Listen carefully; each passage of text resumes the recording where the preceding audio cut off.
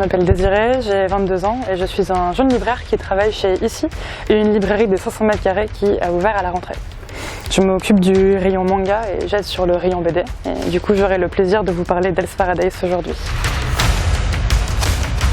Hell's Paradise, avant de parler de l'intrigue même, il est important de préciser une certaine particularité dans ce manga. Je te laisse imaginer tout ce qui va marcher dans un bon shonen, un bon seinen à la fin des séries. On va avoir des personnages qui sont extrêmement puissants, des vilains terrifiants, des combats impressionnants. Tu mélanges le tout et ça en fait c'est le postulat de départ d'Hell's Paradise.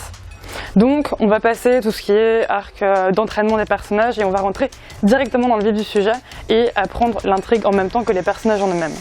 Pour l'intrigue, on va suivre Gebimaru, le meilleur ninja du clan du Rocher, mais ce n'est pas une histoire de ninja. Gebimaru a été condamné à mort parce qu'il a voulu partir vivre en paix avec son épouse et c'est légèrement illégal, donc on l'a condamné à mort. Il se trouve qu'on va lui proposer une porte de sortie. Le shogun de l'époque lance une expédition avec un certain nombre de condamnés à mort, tous plus dangereux les uns que les autres, et celui ou celle qui arrivera à retrouver un élixir d'immortalité sur une île qui est censée être littéralement le nirvana sera gracié. Le premier twist, c'est qu'ils sont accompagnés d'Asaemon, qui sont historiquement parlant des maîtres samouraïs et de temps à autre des bourreaux, et ces Asaemon peuvent les tuer à tout moment si jamais ils font un faux pas.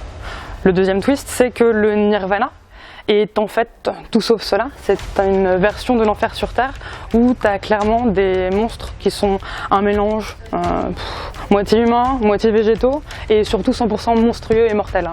Et ils vont devoir survivre et essayer de se dépatouiller là-dedans. J'en dis pas plus, le reste c'est une surprise. Alors j'apprécie énormément de choses dans ce titre-là, j'avais peur justement, vu qu'on commence très fort, que ça s'essouffle rapidement, mais tout le début extrêmement puissant va juste servir de mise en place à une intrigue qui est beaucoup plus complexe, qui est entièrement basée sur des principes taoïstes et bouddhistes et aussi de culture chinoise. On va avoir un rapport évidemment au yin et au yang, on va avoir les 5 éléments chinois et surtout on va avoir un rapport au signe. Le signe, qu'est-ce que ça ? C'est un concept qui n'est pas vraiment de traduction possible en Occident, c'est à la fois le concept d'immortalité, un élixir d'immortalité et les dieux immortels. Tout cela va se rencontrer pour faire une partie de l'intrigue de ce manga-là et notamment aussi les vilains dont je ne parlerai pas plus pour le moment. Donc ça, c'est vraiment un aspect qui m'a beaucoup intéressé parce que les combats sont incroyables, c'est tellement bien dessiné alors que c'est quand même une parution hebdomadaire au Japon et il y a toute une partie culturelle et d'histoire en filigrane qui est quand même très complexe qui vraiment fait passer un très bon moment et un moment en même temps qui est stimulant. Il y en a un très chaotique qui apparaît bien plus tard, ça c'est mon genre de péché mignon, mais surtout, outre un autre Asaemon, il y a Sagiri qui est l'Asaemon chargée de s'occuper de Gebimaru qui est une femme donc elle n'est pas supposée devenir samouraï, encore moins bourreau. Elle est censée faire fi de toutes ses faiblesses et son personnage va être extrêmement bien développé dans toute la manière dont elle peut faire preuve de force en acceptant ces faiblesses-là. Et ça, c'est quelque chose que j'ai rarement vu dans des shonen, encore moins dans des seinen. C'est une thématique qui est très importante à aborder, très intéressante, et son personnage est délicieux à voir évoluer. Dans le premier tome, ce qui m'a beaucoup impressionné, c'est qu'on ne s'attend pas du tout à avoir une intrigue où le monstre, le souci, c'est des hommes qui se transforment en plantes. Et ça, c'est vraiment quelque chose qui m'a surpris et où ça a marqué le début des mystères qui ne font que s'accumuler et à chaque fois qu'on répond à quelque chose, vous avez 2, 3, 4 autres questions qui vont se poser et auxquelles on répond.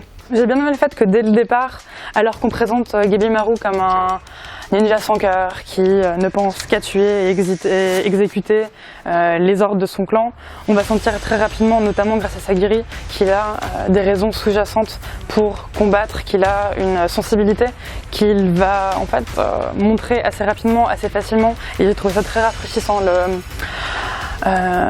L'ouverture de la communication des sentiments entre tous les personnages dedans. La dynamique même du premier tome, je trouve, est intéressante. C'est pas Je peux pas marquer un seul moment intéressant pour le Fruitum vu qu'il sert vraiment d'introduction et qu'il y a quelque chose d'hypnotisant tout du long parce qu'on sent qu'il y a des éléments qui se mettent en place tout du long mais on n'a pas encore assez d'informations pour comprendre où on va aller. Et plus on avance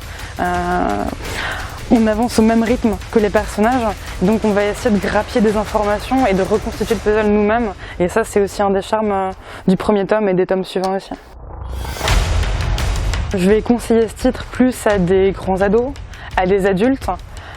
Pour ceux qui vont regarder cette vidéo et qui lisent beaucoup de mangas, c'est vraiment un titre qui va prendre des inspirations de mangas comme Hunter x Hunter avec les arcs des chimères et de Grid Island. On va avoir des références à les arcs où les personnages de Naruto sont extrêmement forts. On peut penser à l'Attaque des Titans avec l'espèce de créatures gigantesques, titanesques qui supposément ont des origines mystérieuses. On peut quand même aussi le relier à Jojo et à Hunter x Hunter, donc les deux en même temps pour et tout un travail sur les énergies corporelles, sur les différentes forces, et ça c'est quelque chose qui vient clairement aussi de là, mais où ça a été justement très intelligemment remanié et réutilisé et recréé.